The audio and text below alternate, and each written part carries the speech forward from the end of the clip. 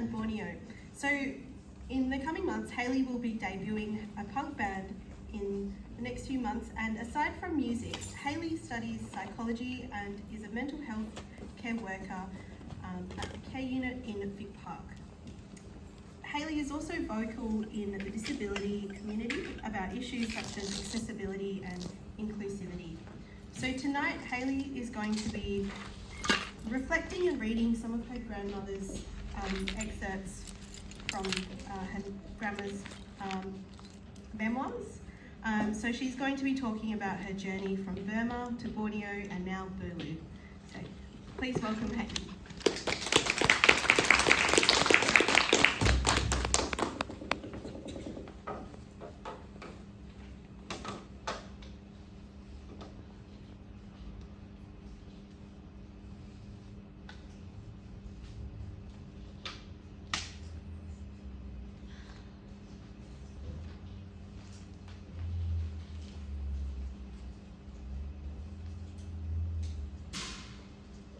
Hi, can you hear me?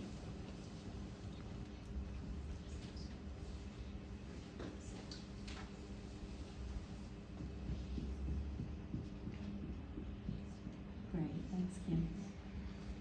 So I go by Hayley Beth, but my name is Hayley Elizabeth Wilson, and tonight I'm going to read you some excerpts from my grandma Molly's memoirs. She wrote them when I was 12, and she was featured in an article in the West Australian newspaper. I remember bringing the article to show and tell when in year 7, and just like astounding all my classmates with her dramatic story of wartime in Burma. Burma is now known as Myanmar. In the memoirs, Molly refers to Myanmar as Burma, and I acknowledge that people have different feelings about the name of the country. I'll be reading it from her first person point of view. Please note there are some potentially triggering details about the trauma she went through in World War II, including the treatment by the Japanese, but Grandma never had any ill will towards the Japanese, and I hope the beauty and resilience of her story shines through. So also please forgive me if I mispronounce some place names. I'm going to start, and this is first person from Molly's point of view.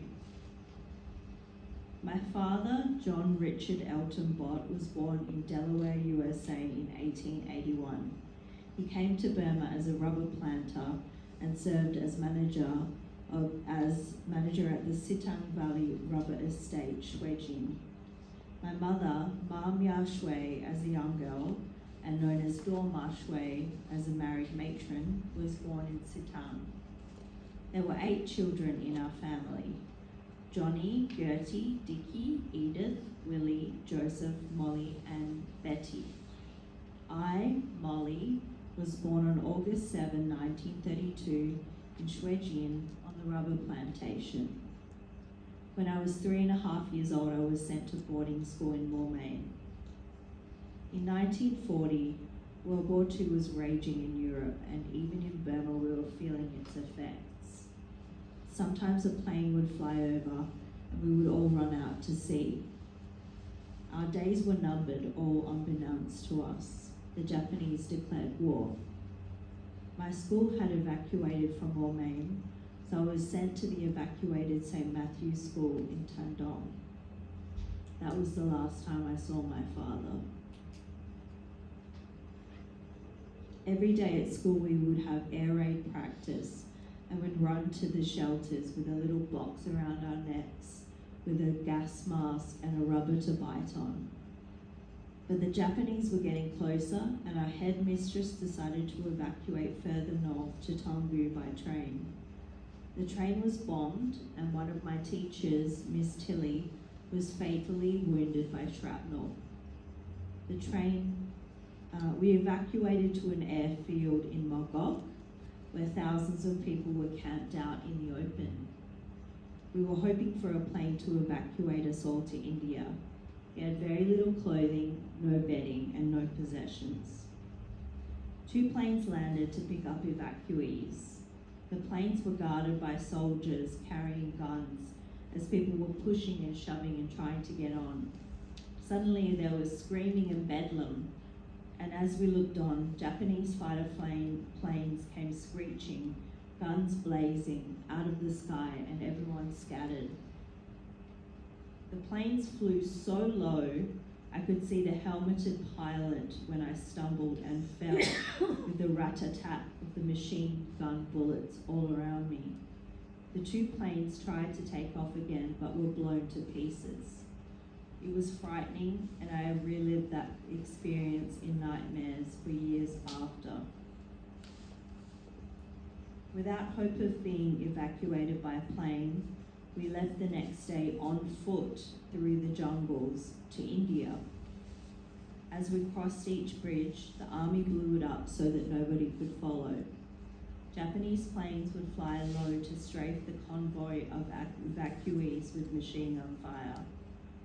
After each attack, we just picked ourselves up and continued wearily plodding along to the next water point.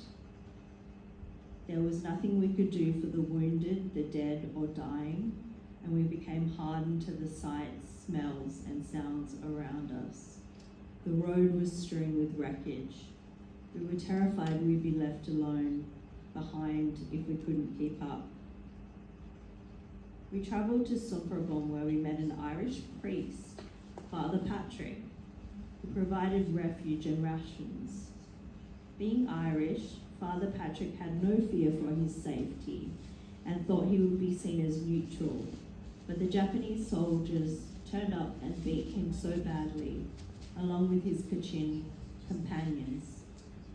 When Father Patrick explained to the soldiers that he was taking care of a group of evacuee children, the soldiers came to the village to fetch 4 of us, including me, to meet the officer and corroborate his story. Fearfully, we accompanied the soldiers back to the camp.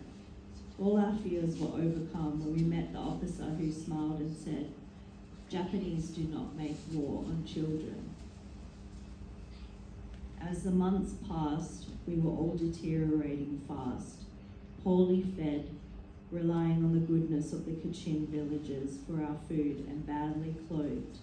I possessed 1 dress and a pair of knickers, which I took turns to wash and wear. One day the dress, one day the knickers. As the rainy season arrived, we all began to fall sick. 2 female teachers were the first to die. We'd huddled together for warmth at night, as close to the fire as we could get in the middle of the hut. Some children had sores on their head, cheeks, arms and legs that became infested with maggots until they died. I cannot tell you how many deaths there were. The conditions were so bad that the Japanese retreated. A week later, we were rescued by British soldiers who gathered us together, took us down to the river, stripped, soaped, and scrubbed us clean. All our ragged clothing were burnt, and we were each dressed in a khaki shirt from their own stock. It was a short-sleeved shirt, but the sleeves covered my thin arms, and the hem reached way below the knees. Lovely, loose, clean, and comfy. Then we rode on elephant back, 2 children to each elephant, to an aerodrome from whence we flew to Assam in India. I went straight to hospital, diagnosed with malaria. By the time I was eventually discharged with a shaved bald head because of the sores, all the children had dispersed, claimed by and reunited with their families and friends. I spent the remainder of the war with a family who were friends of my father's, and my schooling and board was paid for by the Sitang Valley rubber estate. Later, a long time later, I learned that Dad walked out of Burma in charge of an evacuee convoy and arrived safely in India. His legs were swollen, all his toenails had fallen off. After just 10 days in Calcutta, they broke down the door to his hotel room to find he died in his sleep. I've always had this guilty, sneaky feeling that if it was fated that 2 of our family had to escape to India and only one to return to Burma, why couldn't it have been Dad to return and not me? But who are we to question fate? I met Staff Sergeant Ronald Kenneth Wilson in Memoirs in 1947. Born in Akyab, he was in the Burma Intelligence Corps in India and took part in General Wingate's second Chindit expedition. Meeting Ronnie was the turning point of my life. He gave me my first present from an admirer, a bottle of Potter and Moore's Old English lavender on my 15th birthday. We were married in 1948 and were happy in our own little world, despite the civil conflict that had begun after independence of Burma from the British came about. Our first baby, Veronica, was born in May 1949. She was so beautiful and we loved her so, but she was born with spina bifida. How? Why? We'll never know. After an operation, she died when she was just 5 months old. I suppose, looking back now in hindsight, you could say it took Veronica's death to open our eyes and shatter all our illusions of life in Burma. Later in 1949, Ronnie was offered employment with British North Borneo, now Sabah, Malaysia, and we lived in Jesselton, which is now Kota Kinabalu. Jesselton. Oh, what a contrast to the war-torn Burma we had left behind. Though the Japanese had invaded British North Borneo too, the signs were everywhere, but the British were doing a good job at reconstruction. Everybody lived in temporary quarters made of atap grass mats, and there was no electricity or water in the early years. Ronnie said we were pioneers, but it was peaceful with no crime, which meant no more fear and life was worth living again. Later, Ronald was posted as an air traffic controller in Labuan, where our first 2 daughters were born, then back to Jesselton, where we had 2 boys and another girl, and our family of 7 was complete. Then, with all the growth and prosperity, came rumblings of Merdeka and the cry for independence from Britain for North Borneo, Sarawak, Malaya and Singapore. Bearing in mind all we had experienced when Burma gained independence, Ronnie applied to immigrate to Australia and was accepted. We arrived in June 1962, hoping to start a new life in Australia. Unfortunately, Indonesian forces laid claim to the entirety of Borneo, and Ronald went back to fight in the control tower in Sabah. He was awarded the Sultan Omar Ali Saifuddin Medal, First Class, by the Sultan of Brunei. We left Sabah in December 1968 and arrived in Australia again in January 1969 as permanent immigrants. We bought the first home we ever owned. Ronnie died of a heart attack on January 8, 1973. The children rallied around. I'm very grateful for the love, comfort and support I received from our children, for without them, our life had to go on and it all passes with time. In 1979, the children were all grown up with lives and plans of their own. I paused to consider my life, take stock as it were, and then I met Charlie.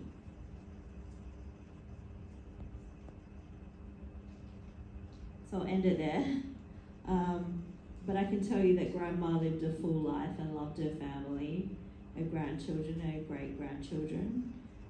She was bold and outspoken and incredibly loving. She was the matriarch of our family and would smoke in your house whether you liked it or not. She passed away in 2012 at the age of 82. I was there in the hospital when she died, and I still have an empty jar of her precious balachang filled with keepsakes. I miss her all the time, and I'm so grateful to be allowed to have the privilege to share her story with you. And if you have any questions, feel free to ask. Thank you.